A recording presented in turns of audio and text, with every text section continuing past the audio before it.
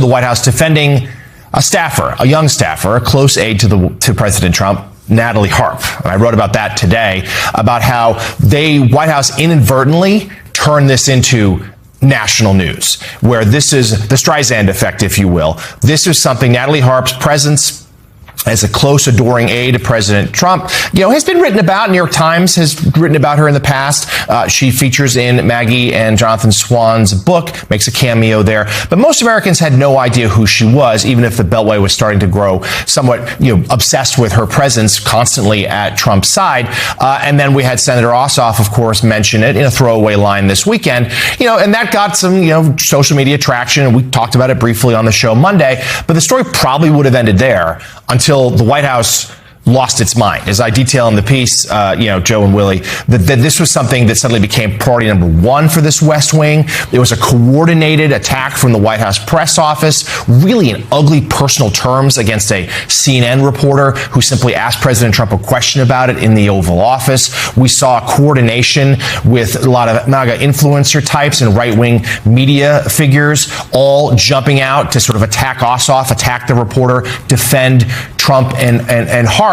And then, suddenly yesterday, First Lady Melania Trump makes her first appearance in more than a month, appearing at the White House, for an event that was added to the schedule. So this is something where I think it speaks to if the political judgment of this White House is just off right now. And Joe, they just don't seem to have a read on what the American people actually care about. And in this case, they've actually inadvertently blew up this controversy.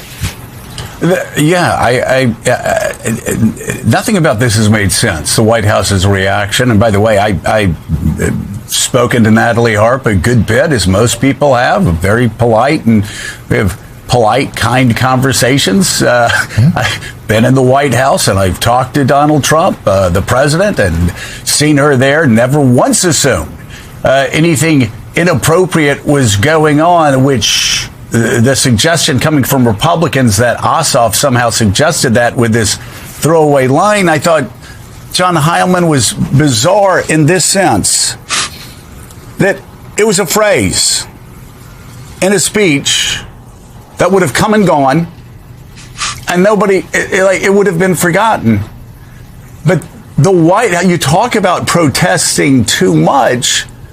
The White House actually blew this up into this massive story with a tweet that I just thought was so over the top, and bringing in a reporter's children and all of this, again, for a throwaway phrase, which again, standing on its own, as even Jesse Waters said, pales so in comparison to everything Donald Trump says every day, that for the White House to freak out like that, to melt down like that, they made this story, into something it would not have been, first of all, but secondly, and this is what I find so intriguing about it. I've always said that Donald Trump, and you've said he's got this touch, political touch, whether you like it or not. He gets it. He knows how to play the press. He knows how to play the media better than anybody that's been in the White House since Ronald Reagan.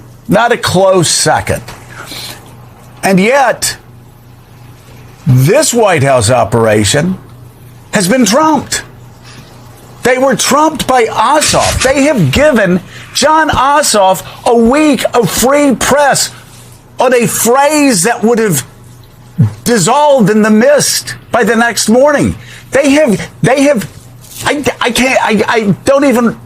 can't even fathom how much money this guy has raised over the last week. I can't even fathom how much the Trump White House has elevated him. So much so that I'm asking myself, are they doing this on purpose? Because this makes no sense to me.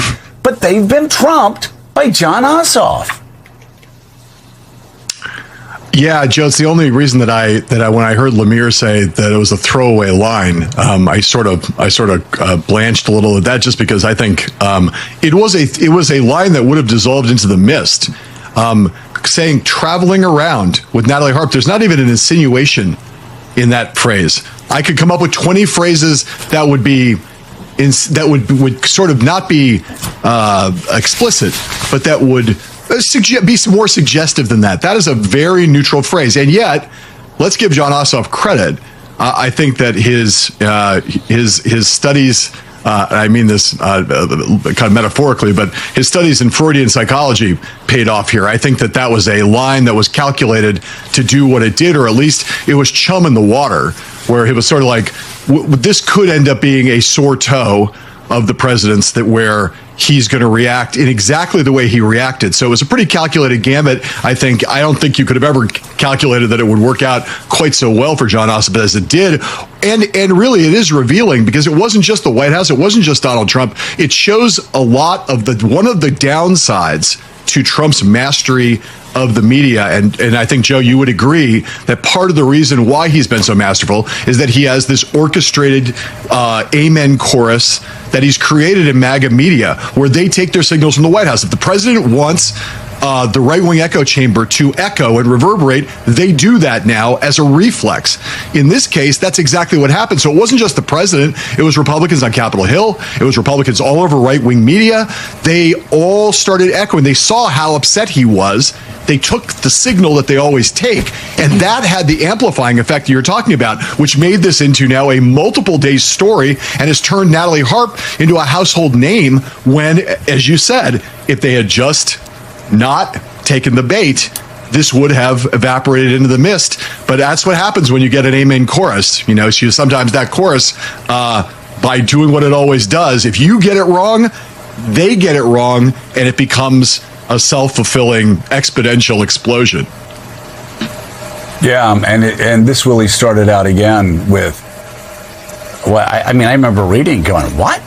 This inexplicable attack on a CNN reporter for asking a question about a guy who many people think could be the Democratic nominee one day, and just say, well, what do you think about what he said? And suddenly the White House an hour later is talking about the reporter's children. It was such a crazed attack that it actually required CNN to then come out and defend her, along with all of CNN's employees defending her, which of course blew the story up even more. Again, going back to the fact, and it only took about 80 years for me to figure this out, but I tell people all the time when they're about to go crazy about something Donald Trump said, I said, do what you want to do, but do understand his political superpower is getting people to freak out and then overreact and then drive the news cycle for a week and get even stronger. And that's exactly what happened here. Just a classic miscalculation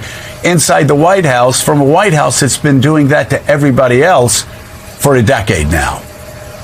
Yeah, and that wild overreaction suddenly led people to say, why did this hit so close to the bone? I'll leave the Washington gossip element to other people.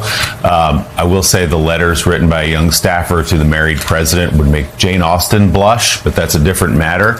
The real concern is that she, for a year, according to our reporting at MS Now, did not have a security clearance. It was literally at the right hand of the president everywhere he went, listening to classified information, looking at documents, didn't have a security clearance.